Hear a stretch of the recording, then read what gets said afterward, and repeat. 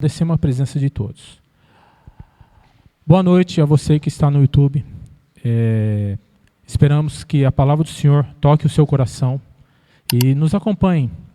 O endereço da igreja está na descrição. Estamos esperando por você. E a palavra de hoje, igreja amada, nossa transformação. O Senhor tocou no coração trazendo essa palavra. A primeira parte, apareceu e falou. E agora nós entenderemos o que o Senhor quer nos ensinar. Em Gênesis 12, versículo 7. Então o Senhor apareceu a Abraão e lhe prometeu: é a tua descendência que darei esta terra. Abraão construiu ali um altar dedicado a Yahweh, o Senhor. Porquanto ali o Senhor havia aparecido e falado com ele. Este homem, Deus apareceu e falou com ele. Toda vez que o Senhor ele aparece para a pessoa e fala, há uma mudança de vida. É necessário ter a mudança de vida, porque o Senhor falou. E nós temos aqui a Abraão, o homem de fé, a perseguir aquilo que é o propósito, a vontade de Deus na terra. Em seguida, Gênesis 12, 8, 9. Ali a sua descendência. Ele falou de descendência, então, qual a descendência de Abraão? Dali prosseguiu Abraão rumo às colinas a leste de Betel, onde armou seu acampamento, tendo em Betel a oeste e Ai a leste. Edificou também nesse lugar um altar em sinal de louvor e adoração ao Senhor, e invocou o nome de Deus. Mais tarde, Abraão partiu dali e seguiu em direção a Negueb, região sul das terras de Canaã. O Senhor apareceu para Abraão e falou com ele. Então ele tomou uma atitude. Ele ali já deixou a terra, ele ali já a caminho da vontade do Senhor. E o que nos chama a atenção a palavra do Senhor aqui, mais tarde Abraão partiu dali e seguiu em direção a Negueb, região sul das terras de Canaã. Essa região sul das terras já é o início do deserto, é o sul das terras de Israel. Então, do Negueb a mais ao sul é o deserto. E esse deserto, quem lembra das torrentes de Negev? Na palavra do Senhor, torrentes de Negev. Ou seja, ali havia momentos de estações que ali chovia. Ali aparecia ali aquela torrente, como se fosse uma fonte de água que saía. E nesta região, Abraão estava ali já. Então, Abraão ouviu a palavra do Senhor, tomou uma atitude, ou seja, ele se deslocou do lugar. Ele se deslocou. Ele não estava mais no passado, agora ele está deslocando do seu lugar para seguir o que o Senhor estava estabelecendo para a vida dele. É uma promessa. A sua descendência também. E logo em seguida, Gênesis 12, 10. Contudo, sobreveio grande escassez e fome sobre as terras de Canaã. Ou seja, aquela região começou a ter fome. E Abraão desceu para o Egito. O Senhor disse para ele fazer algo aqui? Disse. Ele desceu para o Egito. Porque na terra que ele se encontrava, ali se encontrava fome, escassez. Quando nós vemos uma escassez na nossa frente, o que nós fazemos? Vou ter que tomar uma atitude para sair do lugar, tem que fazer isso, tem que procurar isso, procurar aquilo. Então, o que Abraão fez? Ele desceu para o Egito. Porque no Egito existe o rio Nilo. Esse rio Nilo, as estações de plantação, de semear, de colheita, é abundante porque é uma estação onde todo ano tinha ali alimento. Por quê? Porque o próprio Nilo, nas suas margens, ficava umidificado, onde se jogava semente ali, depois ali desenvolvia, frutificava. Então havia alimento no Egito. Então ele procurou, já que onde eu estou com escassez, eu vou para onde tem alimento, onde tem provisão. E assim ele fez. Gênesis 26, 2, 3. Aqui é a descendência de Abraão. Então Abraão tomou uma atitude, no momento que Deus falou com ele, o Senhor, ele tomou uma atitude. Vou fazer algo. O Senhor mandou, eu vou fazer. E aqui em Gênesis 26, 2, 3. O Senhor apareceu a Isaac e o orientou. Apareceu e o orientou. Ou seja, o Senhor novamente, a descendência de Abraão, apareceu e o... É isso? Está aqui? É isso mesmo. e orientou: não desças ao Egito. Ele estava na terra ali próximo dos filisteus. Não desças ao Egito. Fica na terra que eu te indicar. Habita nesta terra e eu estarei contigo e te abençoarei. Ou seja, é uma terra que naquele momento era de escassez. Mas o Senhor avisou ele: não desça. Não faça, não se desloque desse lugar. Para Abraão ele se deslocou. Saindo da terra que estava escassez e foi a direção à provisão, no Egito. Mas para Isaac ele falou: não desça. Estarei contigo e te abençoarei numa terra de escassez. Amém? Gênesis 32, 23, 24. E agora, quem que é a descendência de Abraão, Isaac e agora Jacó? Assim que as pessoas passaram, Jacó fez que também atravessasse o rio tudo que lhe pertencia. Ou seja, quando Jacó estava voltando da casa de Labão, o seu sogro. Então ele construiu ali na casa do seu sogro, trabalhou 7 anos para uma filha, trabalhou 7 anos para outra filha de Labão, e ficou mais 7 anos trabalhando. Então ele ficou ali muito tempo. E ali ele se distanciou da família. Falou: agora eu tenho minha família, eu vou sair da terra do meu sogro, Labão, e vou voltar à minha terra. Jacó fez que também atravessasse o rio tudo o que lhe pertencia, ou seja, existia um rio, de um ambiente para outro ambiente. Então ele estava nesse rio.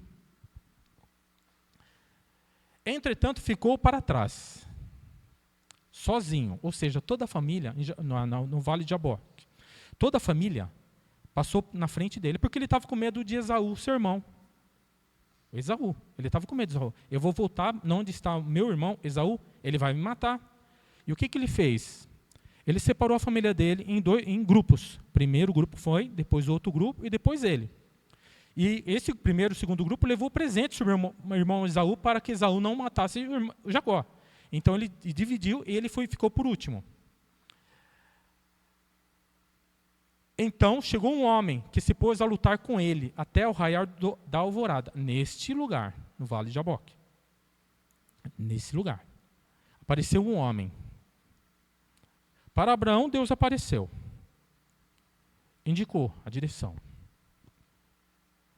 Para o Isaac, também apareceu. Falou: não desça. Para Jacó, ele voltou de uma terra para a terra onde a família dele estava. E ali se encontrava seu irmão. Então chegou um homem que se pôs a lutar com ele. Quem que era este homem? Era um anjo. O anjo é o Senhor. Toda vez que o Senhor toca na nossa vida, que fala conosco, que aparece para nós, é necessário uma mudança. É necessário uma mudança. O que o Senhor espera de nós? Então chegou um homem que se pôs a lutar, ou seja, tocou em Jacó. Ele falou, em Abraão apareceu, falou, em Isaac falou, orientou, mas em Jacó ele tocou. Lutou com ele até o raiar da alvorada. Gênesis 32, 25 e 26. Quando o homem percebeu que não seria possível dominá-lo, ele estava lutando com o anjo do Senhor, o próprio Senhor. Quando um homem luta contra um anjo do Senhor, existe uma condição do homem ganhar alguma coisa? Não existe uma condição nenhuma. Não tem. Então ele lutou. O Senhor permitiu essa luta para mudar Jacó. Por que mudar? No momento que ele tocou na articulação da coxa de Jacó, Jacó já começou a sentir. De forma que ele lhe deslocou a coxa, enquanto lutavam. Então ele declarou: deixa-me ir. Quem declarou? O anjo, este homem. Pois já rompeu o dia. Contudo, Jacó lhe rogou: não te deixarei partir, a não ser que me abençoes. Na nossa vida, toda vez que o Senhor toca em nós, é necessário uma mudança. O Senhor espera de nós uma mudança. Mudança de território, mudança de conduta, mudança de ação. Por quê? Porque Ele quer fazer algo lá na frente. Porque o que está aqui é uma descendência. Abraão, Isaac e Jacó. Aquele que vem à igreja, aquele que busca o Senhor, ele não está somente atingindo ele, homem ou mulher, está atingindo a sua descendência. Toda vez que busca o Senhor, a descendência é abençoada. Então, a responsabilidade de um pai, de uma mãe, de uma família, é ir à igreja e buscar o Senhor para que essa família e sua descendência seja mudada, seja estabelecida em bênção. Por quê? Porque o Senhor toca para a mudança. Amém? Gênesis 32, 27 e 28. Ao que o homem lhe inquiriu, qual é o teu nome, Jacó? Qual é o teu nome? Jacó. Respondeu ele. Então o homem orientou. Orientação, novamente. Não te chamarás mais Jacó, mas sim Israel. Ou seja, mudou o nome dele, mudou a condição dele, de Jacó para Israel. Ou seja, Jacó, ou seja, aquele que suplanta, aquele que quer estabelecer na frente do outro, que aconteceu com Esaú. Ele foi o primeiro, ele tomou do Esaú o primeiro filho, primogenitura disto. Então, ele suplanta. Agora, Israel, o que é Israel? Lutar com Deus. Ou seja, isso quer dizer Ish. Ish em hebraico, lá no início, em Gênesis, Ish quer dizer homem. El quer dizer Deus, quer dizer luta. Então, homem que lutou com Deus. Israel. Mudou a condição dele. De Jacó para aquele que luta não contra Deus, mas com Deus. Alguém quer lutar com Deus aqui? Nós estamos num período de lutar com Deus. A igreja aqui. Com Deus, não contra Deus. Com Deus. Ele à nossa frente. Nós colocamos o Senhor na frente. Perfeito? Isso chama-se confiança e fé. Sabemos que a fé, todas as promessas que o Senhor diz ao nosso coração, a maior promessa que nós temos é Jesus Cristo, que foi cumprida fielmente. Ele é a maior promessa. Mas o Senhor faz para cada um sua promessa. No seu coração, Ele faz. O Espírito Santo lhe entrega uma promessa. O que é fé? No momento que a igreja recebe, homem e mulher, toda a família recebe uma promessa, guarde essa promessa em seu coração, guarde e anote. Eu anoto. Guarde e espere. Fala, Senhor, agora o Senhor prometeu, eu vou estar à sua disposição para cumprir o que o Senhor prometeu. Isso chama-se fé. Fé é uma declaração escrita e oficial. Ou seja, está no papel. O Senhor prometeu, Ele vai cumprir. Mas depende do homem seguir na fé. Amém? Quantos aqui já receberam a promessa do Senhor? Atualmente, não estou dizendo muito tempo, mas atualmente. Pode levantar a mão. Cada um aqui tem uma promessa do Senhor? Se não tem, peça ao Senhor. O que o Senhor tem para mim? O que o Senhor quer de mim? Com essa promessa, guarde no seu coração e escute. Porque Ele vai fazer, mas Ele também depende de nossa conduta. De nossa conduta. Êxodo 3:4. Então o Senhor viu que ele deu uma volta e se aproximava para observar melhor. Aqui nós estamos falando de Moisés agora. Então o Senhor viu que ele deu uma volta e se aproximava para observar a sarça ardente. E Deus o chamou, orientou, aqui na palavra diz orientou, falou, tocou e agora chamou. Deus o chamou do meio da sarça ardente. Moisés, Moisés, ao que ele prontamente respondeu, eis-me aqui. Moisés estava num território, num tempo, onde ele fugiu do Egito e se estabeleceu numa terra onde é uma terra de paz, onde estava com seu sogro, Jetro, as famílias. E ele não esperava que o Senhor realmente falaria novamente com ele. E ali ele foi e o Senhor falou novamente, eis-me aqui. Toda vez que o Senhor fala conosco, é para uma mudança séria, drástica. Não é para ficar em cima do muro, vou ou não vou. É drasticamente. O Senhor falou no seu coração? Faça, realize drasticamente. Se Ele falou, pare com isso, para com isso. Se Ele falou, vá à frente, vá à frente. Se Ele falou, pare, pare. Se Ele falou, volte, volte. Não faça ao contrário do que o Senhor determina e estabelece no coração. Êxodo 3, 5, 6. Deus continua a dizer, não te aproximes daqui, tira as sandálias do pés, porque o lugar que estás é uma terra santa, pura, santidade. Disse mais, eu sou o Deus dos teus pais, o Deus de Abraão, que nós vimos, o Deus de Isaque e o Deus de Jacó. Então Moisés cobriu o rosto, porquanto temia olhar para Deus. Ou seja, agora ele teve certeza que é Deus realmente que ele está falando com ele. E olhou para a sarçanete. E agora? O que eu vou falar para Deus? O que eu vou mostrar? Falar para Deus, Senhor, eis-me aqui. Agora o Senhor quer o que de mim? E é nesses momentos que o Senhor estabelece propósito. Qual que é o propósito? A vontade dele. A vontade dele é boa, perfeita e agradável. Mas é boa, perfeita e agradável para a nossa carne, nossa natureza humana? Tem vezes que não. Tem vezes que não. Mas o Senhor é perfeito. O Senhor fechou muita porta na minha vida, mas estabelecendo algum caminho diferente. Não porque eu posso viver muito bem em uma profissão, de uma carreira muito bem estabelecida, ganhar muito bem. Mas o Senhor fala, mas o que você vai deixar? Você só vai deixar algo para a sua família. Mas se você for estabelecida na minha vontade, eu não vou deixar só para a sua família, eu vou deixar para outras famílias. Então, toda vez que o Senhor toca no coração de cada um aqui, dizendo, eu quero mudar a sua vida, eu quero que você faça isso, não é para tocar somente a sua família, é para tocar famílias próximas de você. Porque Ele quer deixar legado, Ele não quer deixar só para uma família, Ele quer deixar para todas as famílias da terra. Então, tem momentos que Deus fala, Senhor, mas por que o Senhor não fez isso? Mas sempre existe um motivo, e um motivo leal e fiel. Hebreus 11, de 1 a 2. Ora, a fé é a certeza que haveremos de receber o que esperamos. O que esperamos? O que você espera? O que é esperar? Um exemplo, tá? Um exemplo. Eu estou no ponto de ônibus, eu estou esperando uma linha tal. Mas eu tenho certeza que aquela linha vai passar ali? Sim, porque eu estou ali, eu sei que aquela linha passa ali. Então eu tenho certeza que ela vai vir, mas eu estou esperando. Ora, a fé é a certeza que haveremos de receber o que esperamos. Quando Deus falar no seu coração algo, espera o que Ele falou.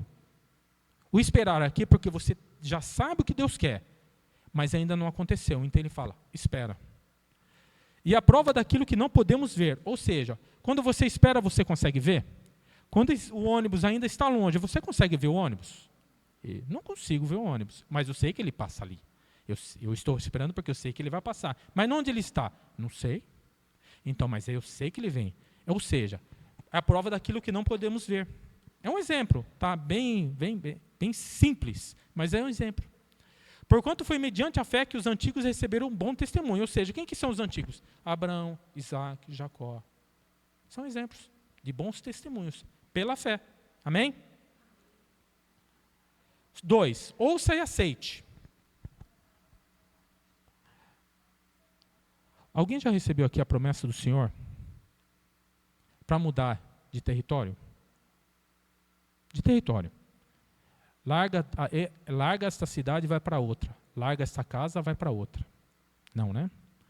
Mas vai. Efésios 4, 22 e 24. Quanto à antiga maneira de viver, fostes instruídos a vós despirdes do velho homem. O que é despirdes? Quanto à antiga maneira de viver, fostes instruídos a vós despirdes do velho homem. Despir é tirar uma veste, uma vestimenta, uma velha vestimenta, que se corrompe por desejos enganosos. O que quer dizer isso? Aquilo que o homem do passado, o homem velho, aqueles projetos enganosos, desejos enganosos, a ser renovados todo dia. Ou seja, a veste velha tem que deixar para trás e ser renovado todo dia no vosso modo de raciocinar. Qual a diferença do homem para os demais, a demais criação de Deus? Por exemplo, homem e mulher, que Deus criou. E as demais criações? O reino animal, por exemplo. O reino animal. Qual a diferença? A razão. A razão. Quando diz qual a diferença, é a razão. O homem e a mulher tem a razão. Racionar. Ou seja, toda vez que o seu coração, ele é impetuoso. Quando você tem um desejo no coração, vou dar um exemplo. Há uma discussão e você tem razão. E no momento que você tem razão, a discussão contra você de uma forma de injustiça, o seu coração quer fazer o quê? Sejam sinceros, não precisa dizer. Não quer resolver de forma impetuosa? Ou seja, vou para cima com forma de ira, vou dar o troco, não é assim? Ou seja, um coração impetuoso. Mas o que segura esse ímpeto no seu coração? A sua mente. Se você alimenta-se da palavra de Deus, a palavra de Deus estará na sua mente e no seu coração. E ali você consegue ter o equilíbrio que o Espírito Santo vai lhe trazer. Então, no momento da raiva, no momento da ira, o Espírito Santo que vai ser seu, ele que vai vigiar, ele vai dizer, não faça. Mas é necessário que você conheça a palavra.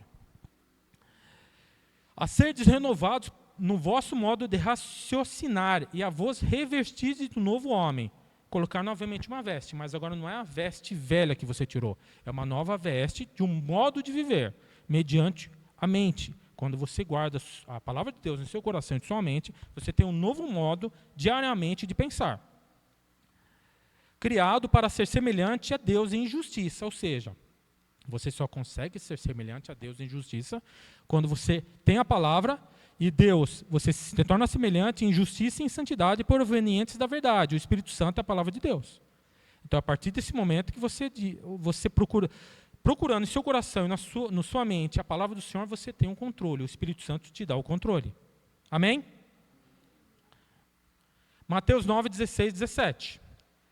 Ninguém coloca remendo novo em roupa velha, porque o remendo força o tecido da roupa e o rasgo aumenta. Nem se põe vinho novo em odres velhos. Se o fizer, os odres rebentarão, o vinho derramará e os odres se estragarão.